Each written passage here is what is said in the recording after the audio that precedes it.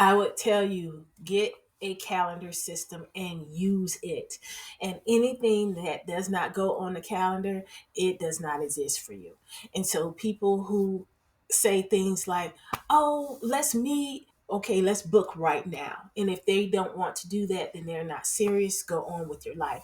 This is not you being mean. This is you valuing you, your mindset, your well being first. Microphone check, 1, 2, what is this? You're now listening to a brand new episode of the Play Big Faster podcast. Look what you done started. Talk to him. Attorney, high performance coach, and speaker Cherie Prince asks hard questions to really get to the bottom of what makes entrepreneurs tick. From starting a business, marketing, strategies, and the ins and outs of their industries. We talk everything from book recommendations, lifestyle hacks, and everything possible to get you inspired and motivated to build your own business. The Play Big Faster podcast starts now. Let's go.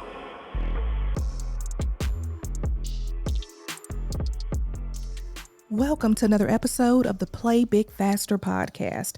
I'm joined in this episode by Lynita Mitchell-Blackwell. She is an intuitive business coach and an author. Welcome to the podcast, Lynita. Thank you so much for having me. So when I saw that you are an intuitive business coach, I thought that that was somewhat unique. Tell us about the difference between what you do and a regular business coach. Absolutely. So a business coach advises his or her clients, right?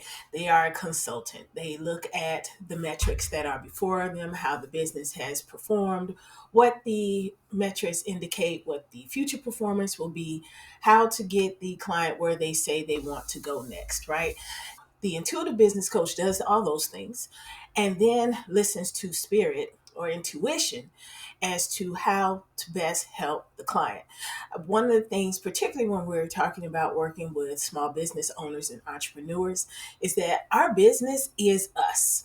Until it gets to a place where we can scale it and it is massive, we are our business, we are our brand.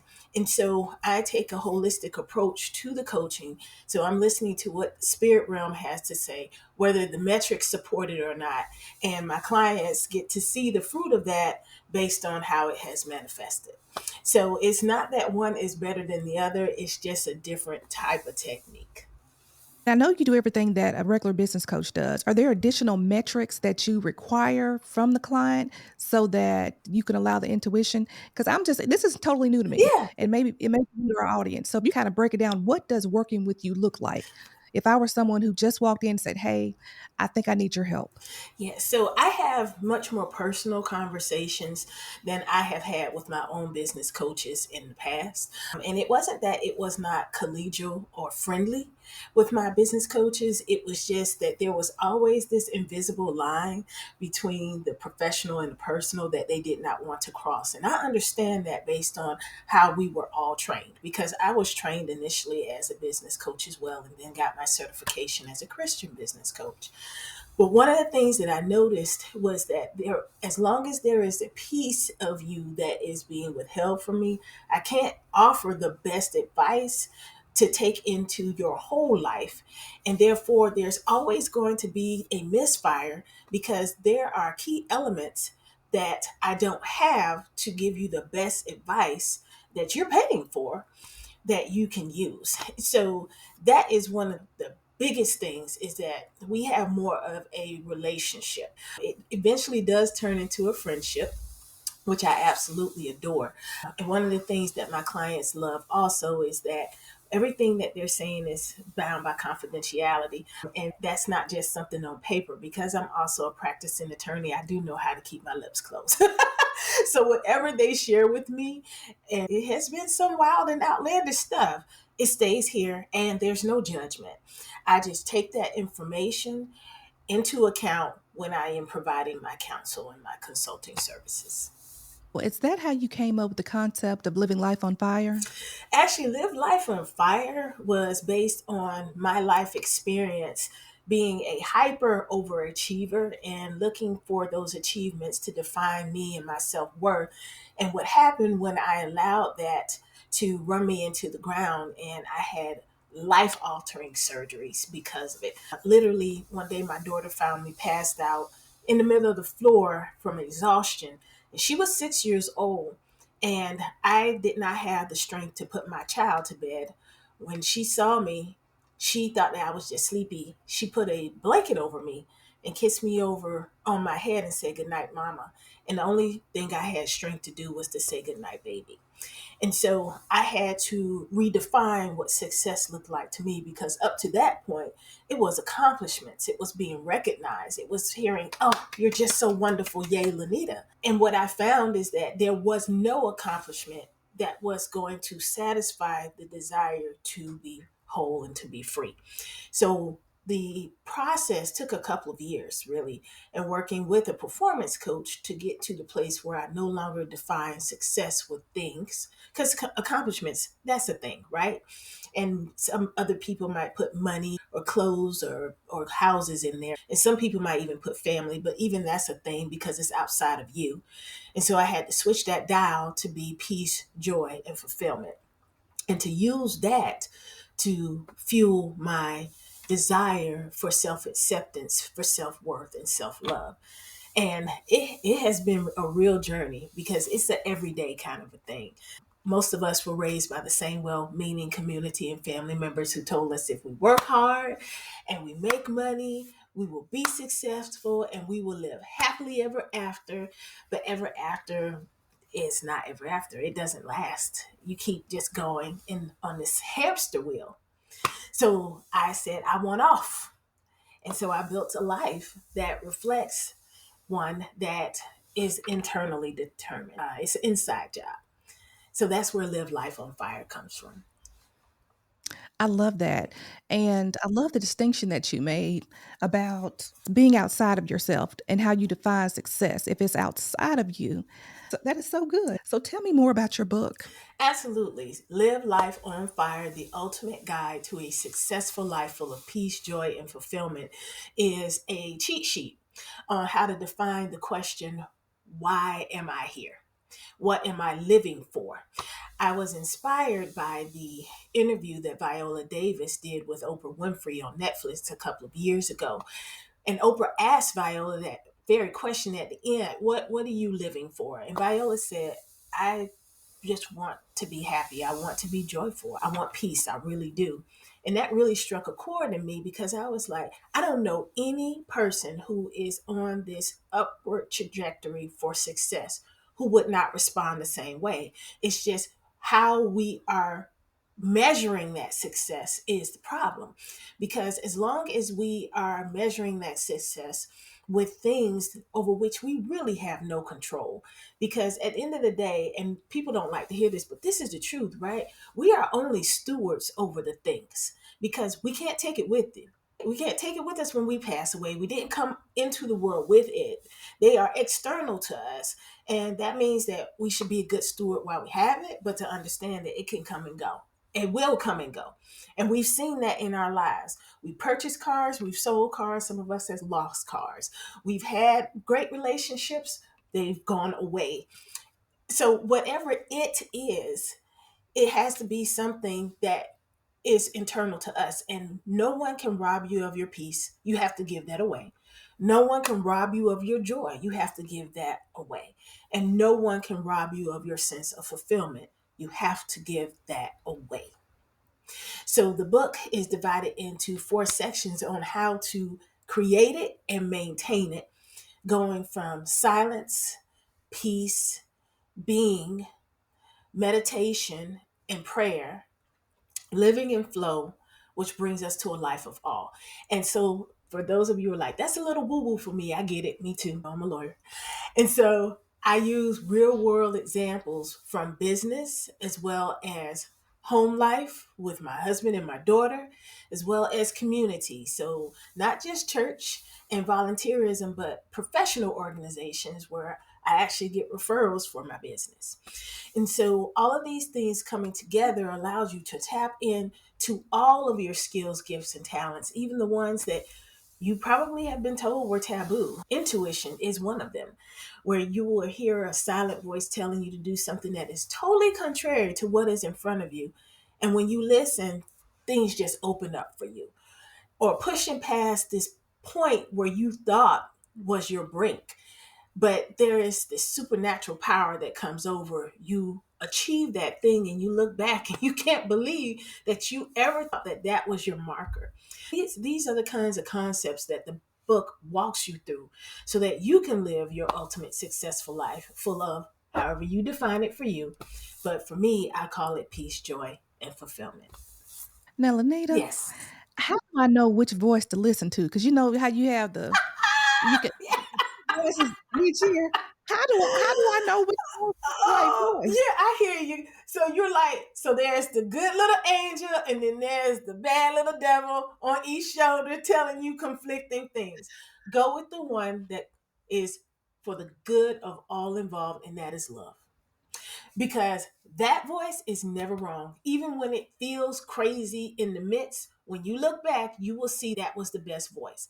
A perfect example. If you've ever been in an argument with someone who you knew from the jump was out of his or her mind, saying all kinds of craziness, spewing fire and hate, and there was a part of you that was like, that I know something about this person that will burn their whole house down, that will destroy them, but you were quiet. That's the voice you listen to. Because Okay. when you look back, yes, you could have burned that house down, but that person is now destroyed forever. Your reputation is damaged too because people are like, oh, you knew that about that person and you just put that out there just so you could win this argument in this moment right now. And you knew that person was not in his or her right mind because they don't normally behave this way. It doesn't feel good in the moment because you're angry, you are offended, and you really just want to. But that's not to your highest good. It's not to that person's highest good. It's not for that whole encounter's highest good. So the voice to listen to is the one that's consistent with love, always with love. That is so good. And the analogy is such a great analogy. And I'm just going to take a step Yeah. back. You mentioned when your daughter finding you passed out from exhaustion, Mhm. the process to rebuild your life of purpose. Because you say you're still a practicing attorney, you're Yes. an intuitive business coach, you're an author, and you also have a publishing house. How do you do it? I mean, I'm always interested in people's routines, their calendars.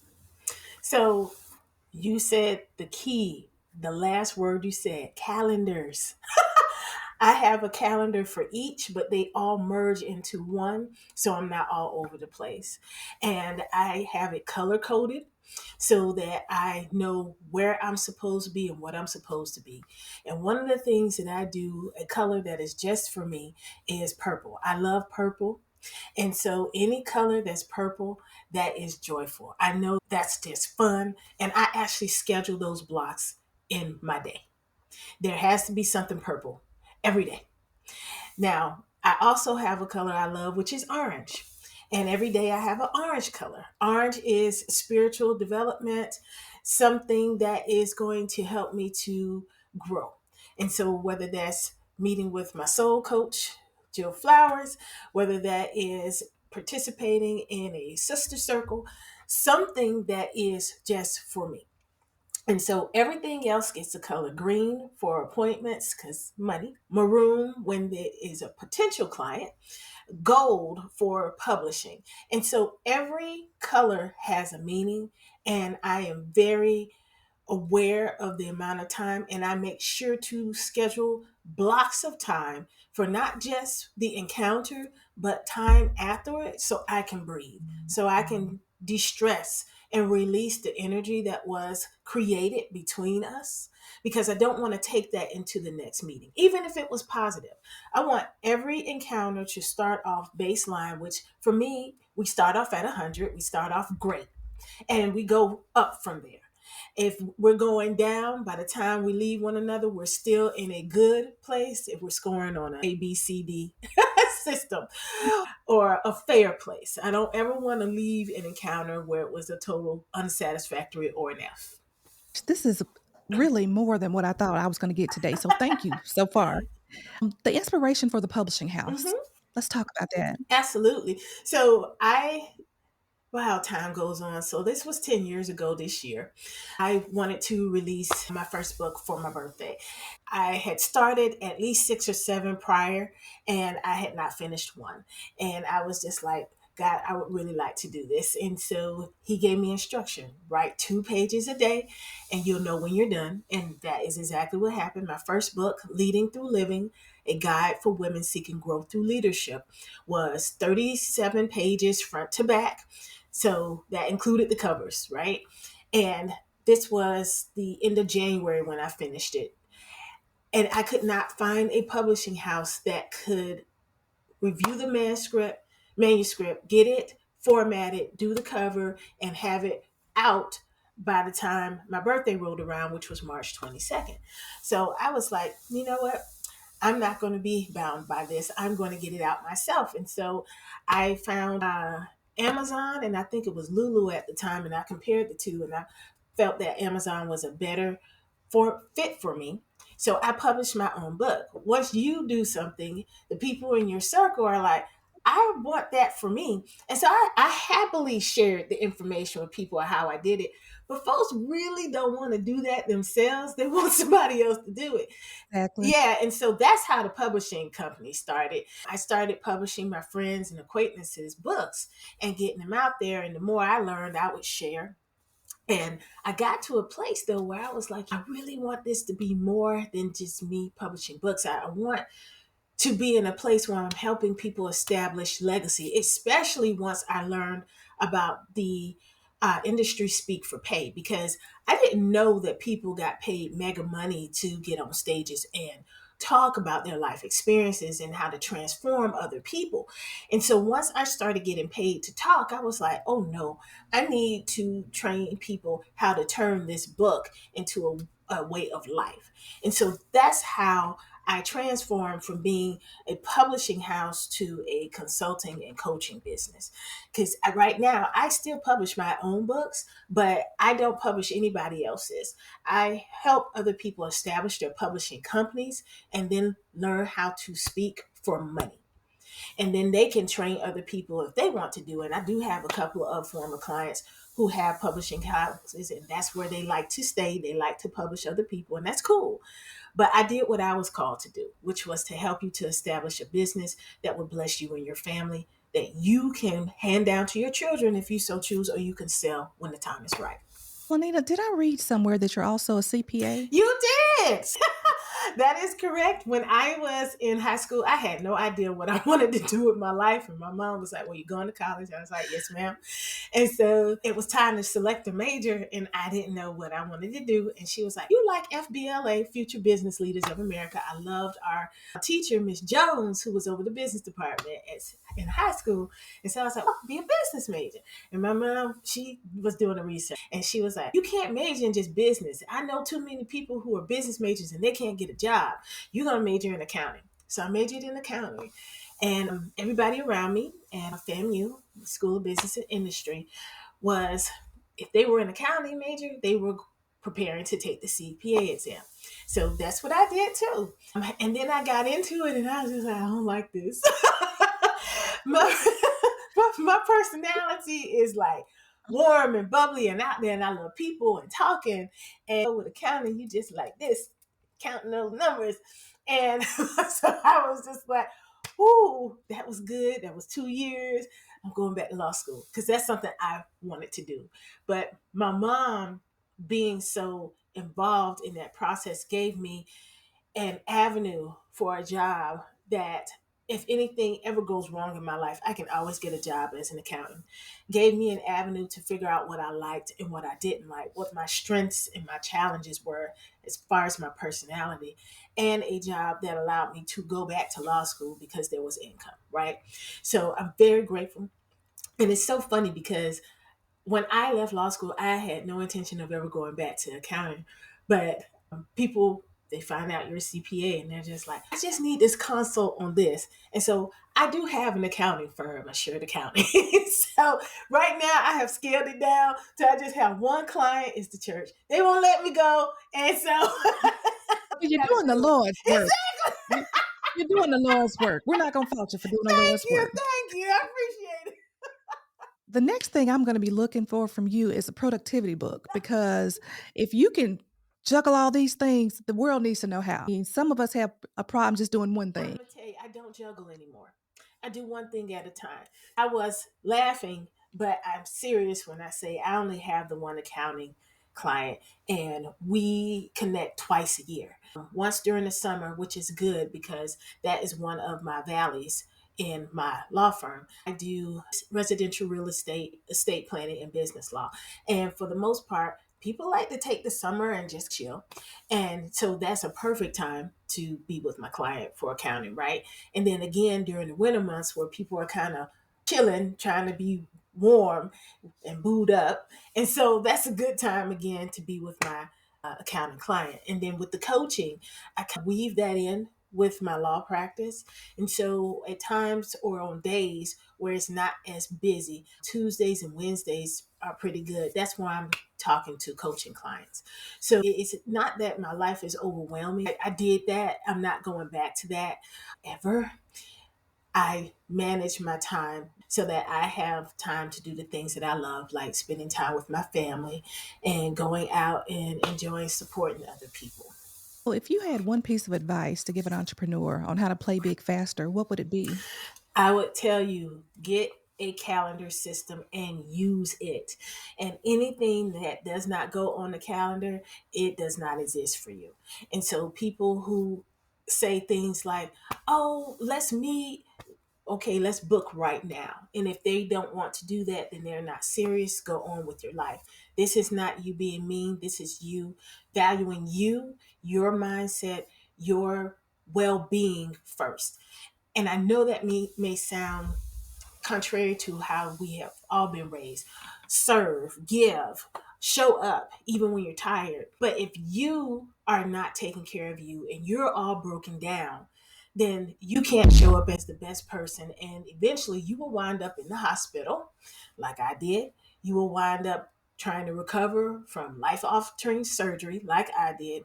And you will have an opportunity to do life review and say, I'm not going to wind up like this again and make the necessary changes. I just want you to skip that part.